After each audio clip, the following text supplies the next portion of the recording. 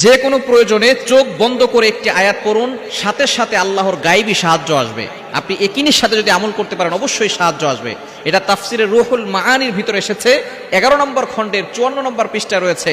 খুবই চমৎকার একটি আয়াতের কথা, যে আয়াতের মাধ্যমে আল্লাহ পাক রব্বুল আলামিন সাথে সাথে আপনার জন্য গায়েবী সাহায্য পাঠাবে। ইমাম মুহাম্মদ ইবনে কাব রহমাতুল্লাহ আলাইহি তিনি বলেছেন, একবার এক কাফেলা ব্যবসায়িক বাণিজ্যের জন্য তারা এক জায়গা থেকে অন্য জায়গায় যাচ্ছিলেন। হঠাৎ করে মরুভূমির মাঝখানে তাদের এক সৈন্য, একজন সহপাঠী, একজন সঙ্গী, তিনি উটের পিঠ থেকে পড়ে তার হাড্ডি এমনভাবে ব্যথা পেয়েছে যে তিনি আর উঠতে পারছেন না। এখন এই কাফেলার লোকজন চিন্তা করেছে যে যদি তার জন্য আমরা বসে থাকি তাহলে আমরা আমাদের গন্তব্যে পৌঁছতে পারবো না, আমাদের অনেক দেরি হয়ে যাবে। তখন সকলে মিলে পরামর্শ করলো যে তুমি এখানে থাকো, আমরা চলে যাই। এখান থেকে যদি কোনো কাফেলা আমাদের এলাকায় যায় তাহলে তুমি তাদের সাথে আমাদের এলাকায় চলে যাও, তোমাকে আর আমাদের সাথে যেতে হবে না। এই কথা বলে তাকে সেখানে রেখে সেই কাফেলার লোকজন রওনা দিয়ে চলে গেছে। কিন্তু আস্তে আস্তে করে সেখানে তিনি আর নড়তে চড়তে পারতেছেন না, কোনো লোকজন আসতেছে না। এমন সময় তিনি আল্লাহর কাছে শুধু দোয়া করতেছেন, আল্লাহ এই সময় আমি কি করব? মরুভূমির মাঝখানে তার কাছে যতটুকু খাবার ছিল সেই খাবারটুকু আস্তে আস্তে শেষ হয়ে যাচ্ছে।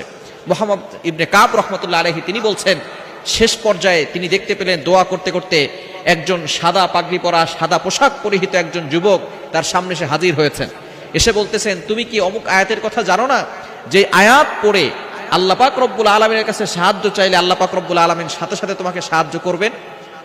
তখন তিনি বললেন, কোন আয়াতটি? তখন তিনি সেই সাদা পোশাক পরিহিত যুবকটি তাকে সেই আয়াতের কথা বলে দিলেন। সেই আয়াতটি পড়ে যেখানে তার হাড়ে ব্যথা পেয়েছিল এবং তিনি উঠতে পারছিলেন না, সেখানে ডান হাত রেখে আয়াতটি পড়ে একিনের সাথে ফু দিয়েছে, সাথে সাথে তার সেই ব্যথা ভালো হয়ে গেছে। বলেন সুবহানাল্লাহ।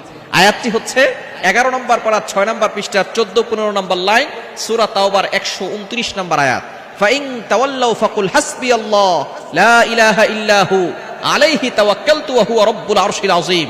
এই আয়াতটি হচ্ছে এমন একটি আয়াত, এই আয়াতের মাধ্যমে আপনি বলতে চাচ্ছেন যে আল্লাহ আপনার জন্য যথেষ্ট, আপনার আর কোনো কিছুর প্রয়োজন নাই।